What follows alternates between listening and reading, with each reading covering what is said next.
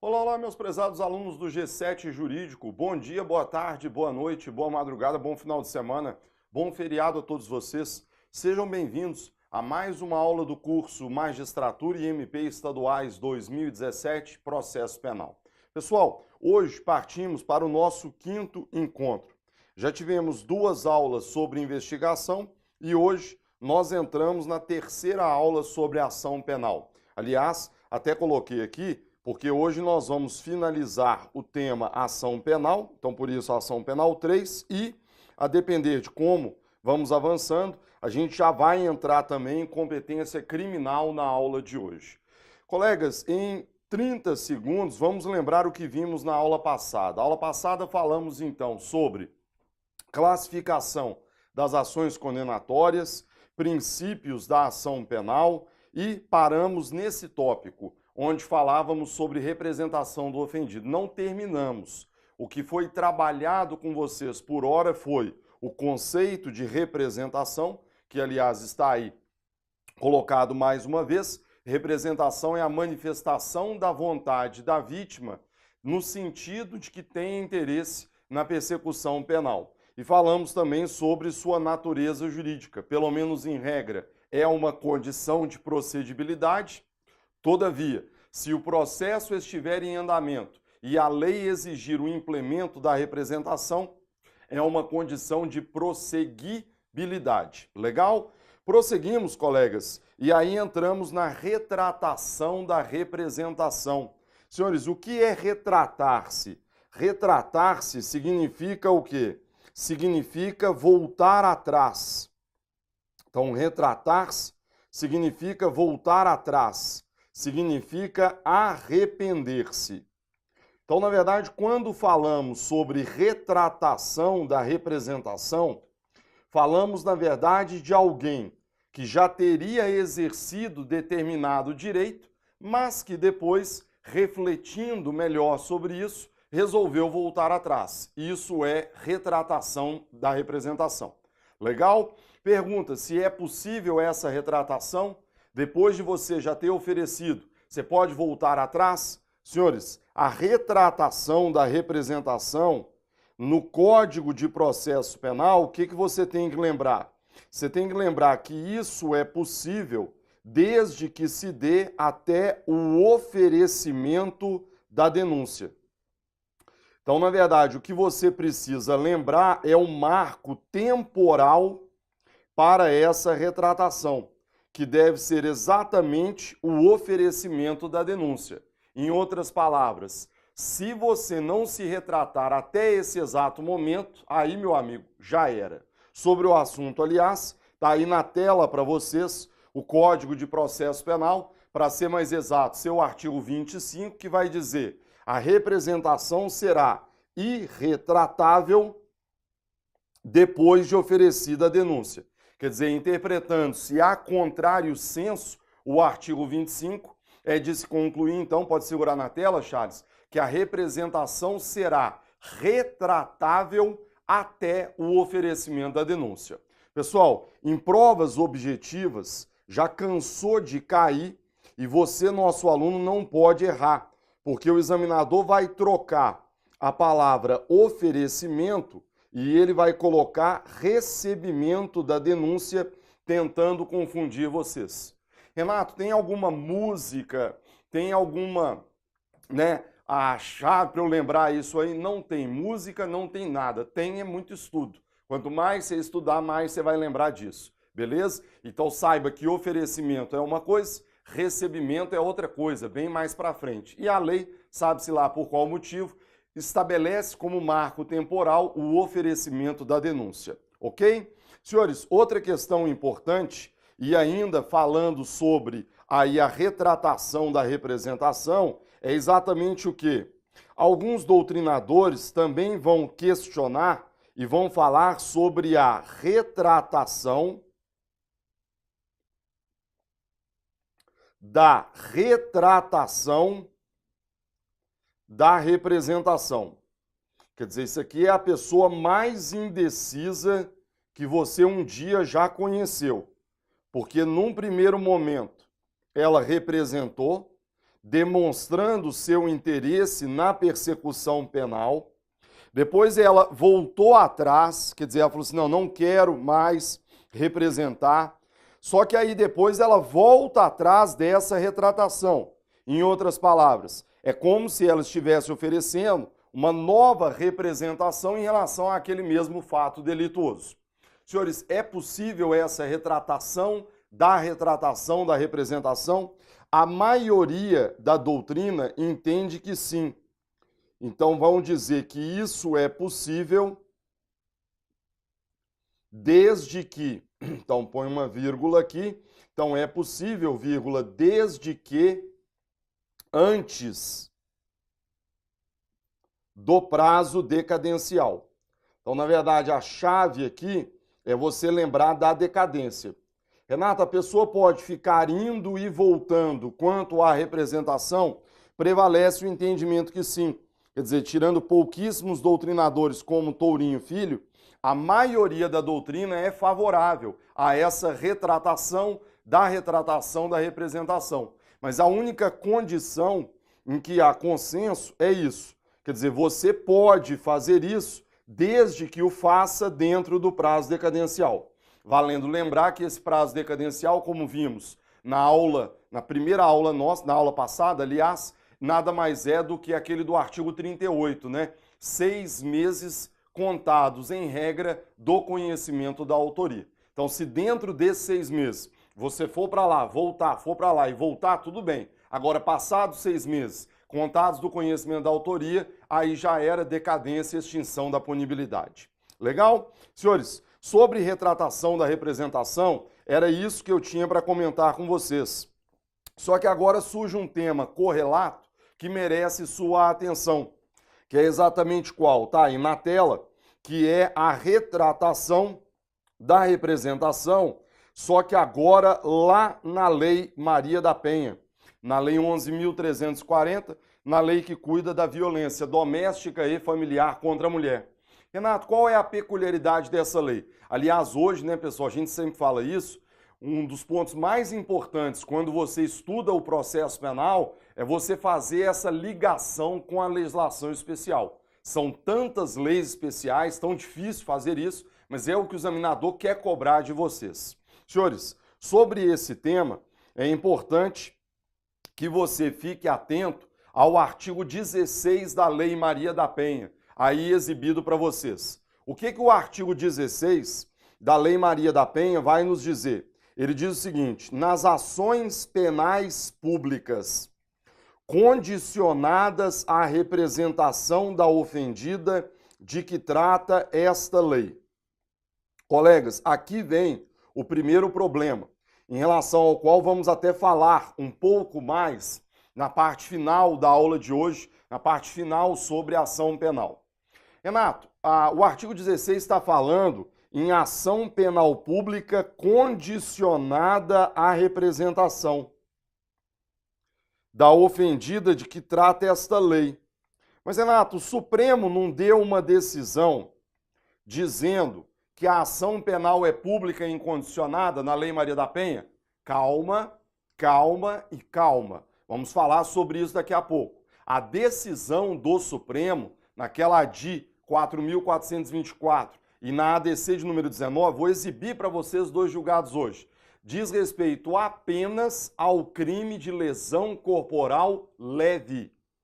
O Supremo jamais disse que todos os crimes praticados no contexto da Lei Maria da Penha são de ação penal pública incondicionada. Então, cuidado para não achar que não é possível que haja um crime que dependa de representação sujeito à Lei Maria da Penha. Pode existir. Renato, você pode então nos dar exemplos para a gente colocar no nosso caderno, no nosso material? Pois não. Você pode anotar o crime de ameaça, você pode anotar o crime de estupro. Quer dizer, esses crimes, pessoal, ainda que cometidos no contexto da Lei Maria da Penha, continuam sendo crimes de ação penal pública condicionada à representação. Porque a lei em nenhum momento disse que todos os delitos da Lei Maria da Penha seriam de ação penal pública incondicionada. Então, ameaça, estupro, Código Penal exige representação. E a Lei Maria da Penha não fala nada sobre isso. Então, são crimes que dependem de representação.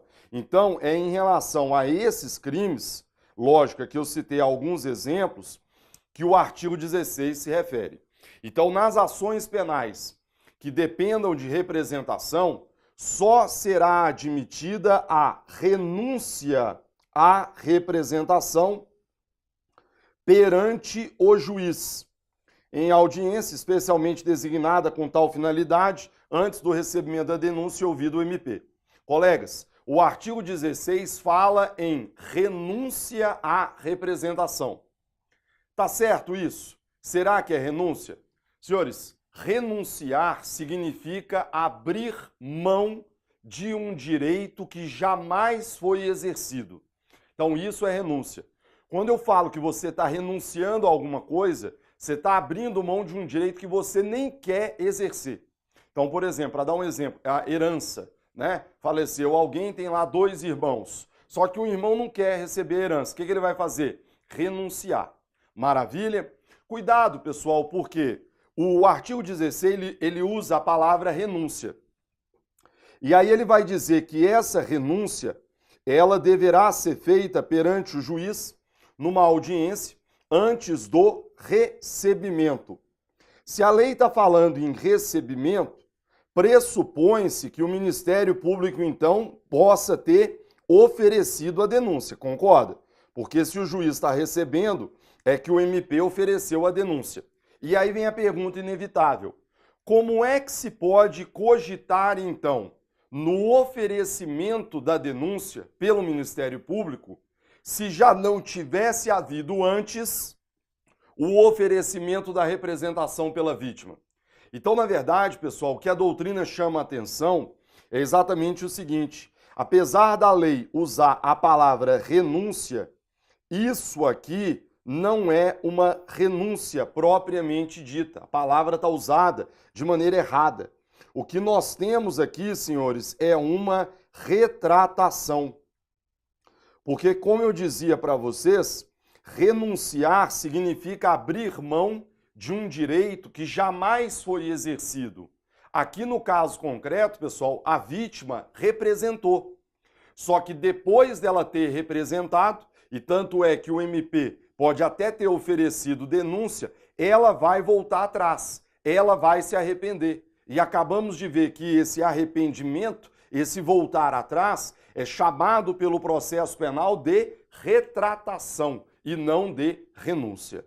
Tá claro isso? Então, colegas, qual é a peculiaridade da Lei Maria da Penha? A peculiaridade da Lei Maria da Penha é que aqui essa retratação, ela pode se dar até o recebimento da denúncia. Então vejam se não é uma questão ótima para cair numa prova objetiva da magistratura, numa prova objetiva do MP estadual. Porque o que o examinador adora cobrar de vocês são essas diferenças. Você acabou de ver comigo que lá no Código de Processo Penal, até quando é possível a retratação da representação? Até o oferecimento da denúncia. E agora você acaba de ver comigo que na Lei Maria da Penha, essa retratação da representação pode se dar até o recebimento da denúncia. Tranquilo? Para a gente poder finalizar esses comentários ao artigo 16, perceba que o artigo 16, ele exige que essa retratação da representação se dê numa audiência perante o juiz, especialmente designada com tal finalidade. Colegas, por que a lei exige essa audiência? Ora, de maneira muito acertada, o legislador disse que para que essa retratação produza seus efeitos, ela deve ser confirmada em juízo, numa audiência. Quer dizer, a ideia é verificar numa audiência presente o MP, senhores, qual é a voluntariedade dessa retratação. Pô, Lei Maria da Penha, né, pessoal? A mulher tá lá com o marido, ela tá em casa com o agressor, ela convive com o seu companheiro. Quer dizer, será que ela não teria sido ameaçada para voltar atrás? Será que ela não estaria sendo constrangida? Vamos marcar uma audiência. Aqui, uma observação final para a gente poder concluir esse tópico. Essa audiência só deverá ser realizada se a vítima manifestar previamente seu interesse em se retratar. Por que você está dizendo isso, Renato? Eu estou dizendo isso pelo seguinte motivo, senhores. Quando a Lei Maria da Penha entrou em vigor, vários juízes começaram a fazer essa audiência como se fosse uma audiência normal do procedimento, como se fosse uma audiência necessária para ratificação de representações anteriormente apresentadas. Está errado, pessoal. A lei não exige uma audiência para ratificar representações.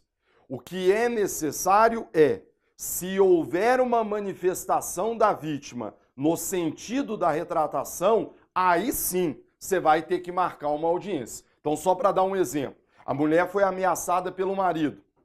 Ela representou contra ele, falou assim, olha, eu tô lá com meu marido, ele me ameaçou, disse que vai me matar, pá.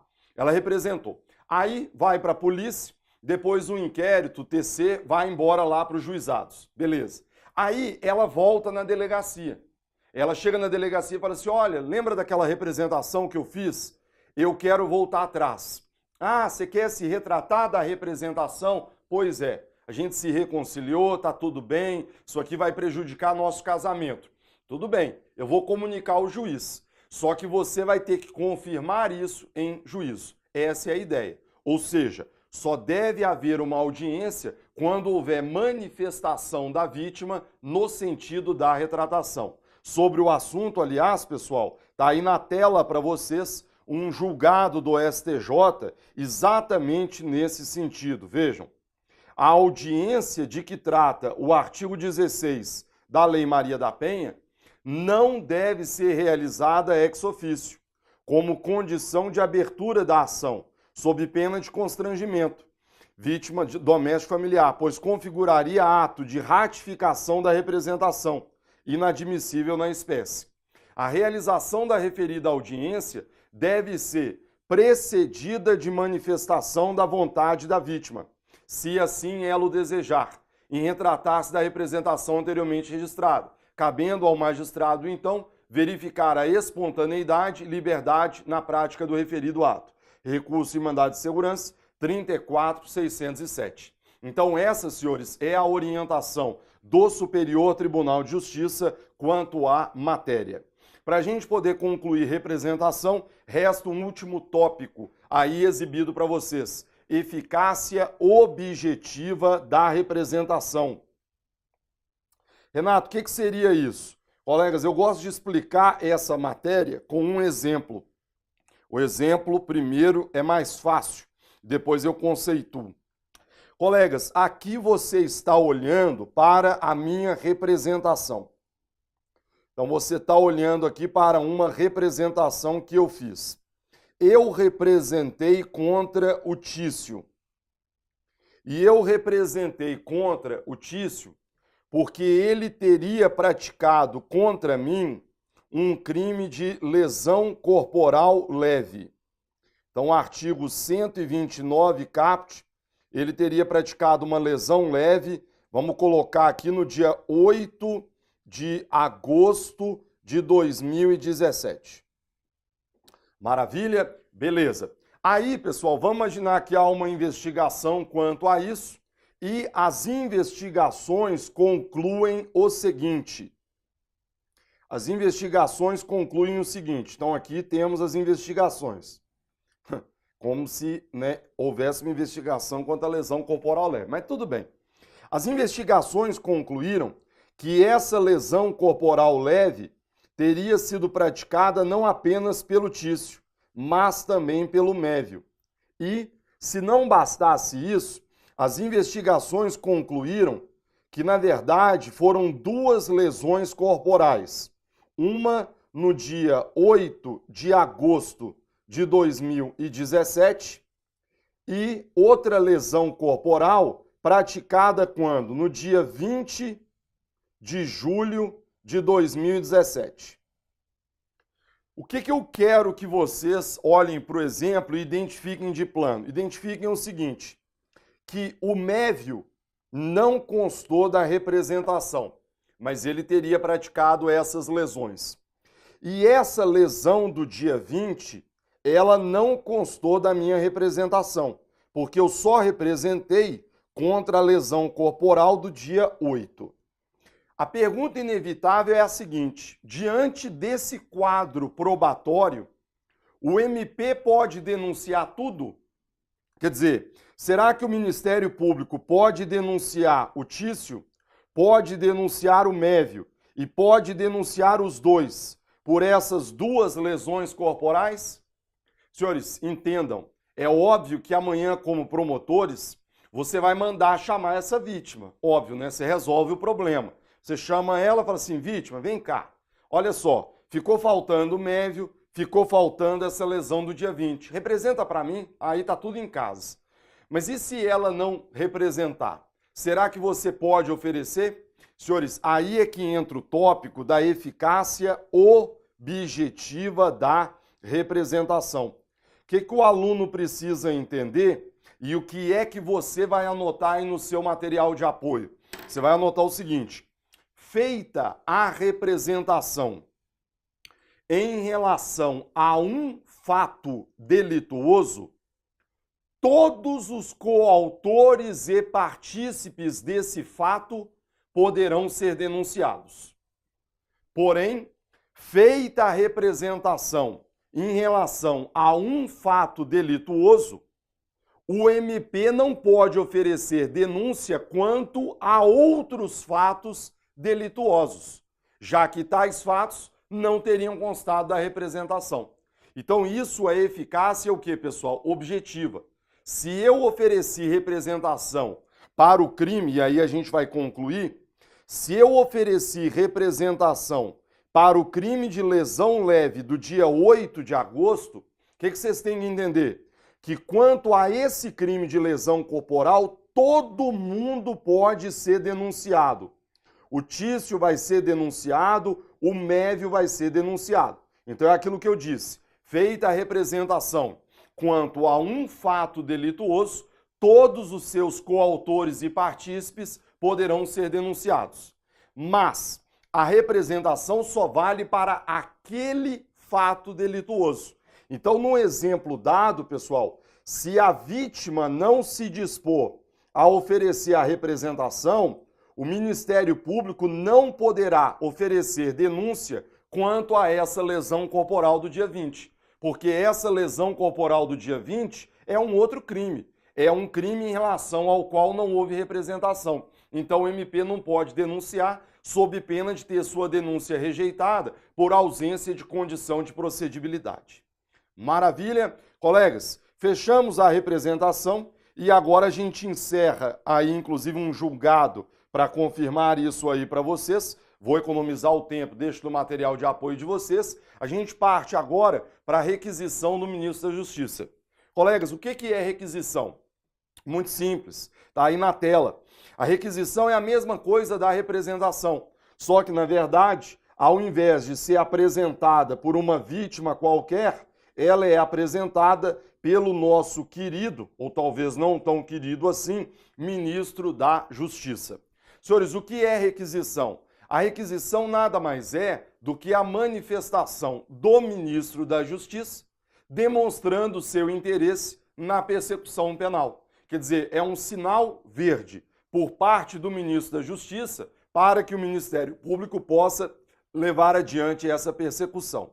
Legal? São raríssimos os crimes que dependem de requisição, mas você pode anotar no seu material que, sem dúvida alguma, o melhor exemplo de crime que depende de requisição são aí os crimes contra a honra do presidente da República, que, aliás, hoje não são poucos aí por conta da internet, né? Então, crimes contra a honra do presidente da República, e o Código também exige essa mesma requisição em relação aos crimes contra a honra, chefe de governo estrangeiro, de Estado estrangeiro. Então, você tem aí o melhor exemplo, crimes contra a honra do presidente da República, e também vale a mesma coisa em relação aí a crimes contra a honra, chefe de Estado estrangeiro. O Código vai também exigir a requisição no artigo 145, parágrafo único, primeira parte do Código Penal. Maravilha? Colegas, Renato, me diga, qual é aí a natureza jurídica? Pessoal, não vou nem falar, porque é a mesma coisa da representação. Pelo menos em regra, é uma condição de procedibilidade, é uma condição específica. Se porventura o processo já estiver em andamento e a lei exigir o implemento da requisição, aí passa a ser uma condição de prosseguibilidade. Legal? Muito cuidado, pessoal, com um detalhe que às vezes o aluno acaba confundindo. Coloca aí na tela pra gente, Charles. Vamos apagar aqui e fazer essa observação com vocês. Requisição do ministro da Justiça. Observação extremamente importante. A requisição do ministro da Justiça não é sinônimo de ordem. Então, a requisição do ministro da Justiça não é sinônimo de ordem. Aí você puxa aqui e anota assim: o Ministério Público, então o MP, continua sendo,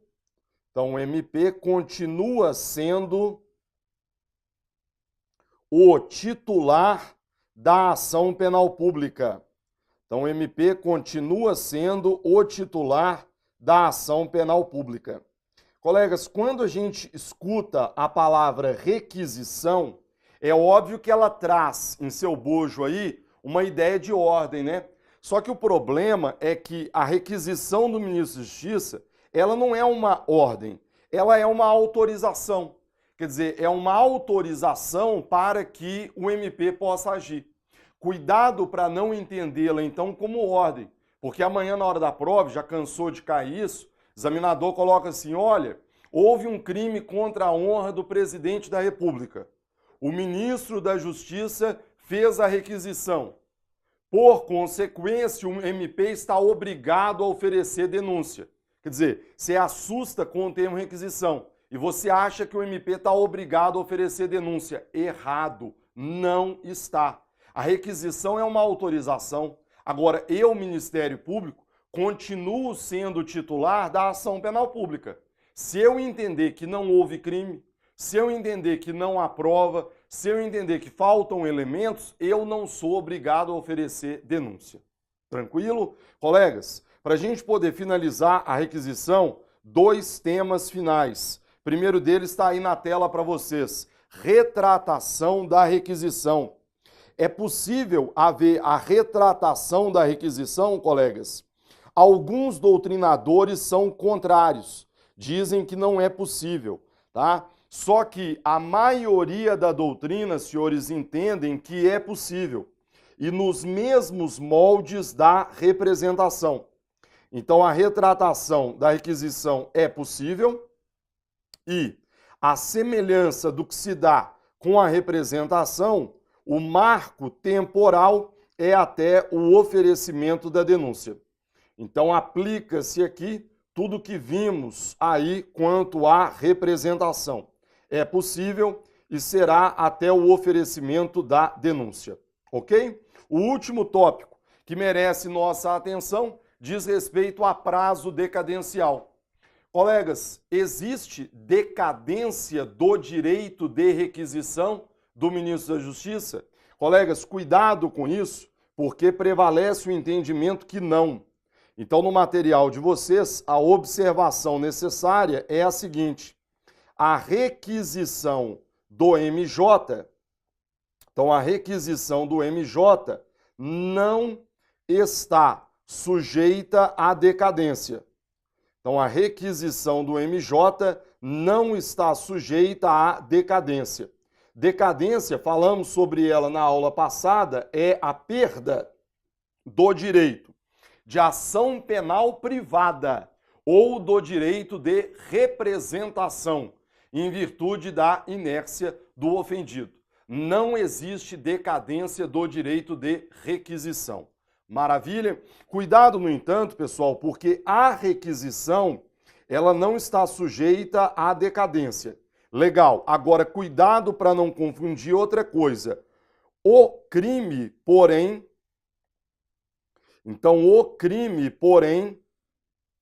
está sujeito à prescrição.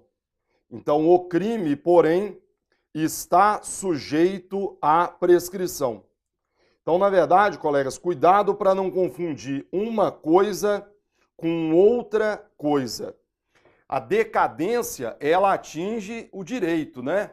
Não existe decadência do direito de requisição. Você pode requisitar a qualquer momento, mesmo após o prazo de 6 meses. Agora, o crime em si está sujeito à prescrição. Não é um crime imprescritível, então ele está sujeito à prescrição da pretensão punitiva abstrata. Passado aquele lapso temporal de 3 anos, 4 anos, é óbvio que vai haver prescrição e aí estará extinta a punibilidade. Legal? Então cuidado com essa questão da decadência e cuidado para não confundir com prescrição.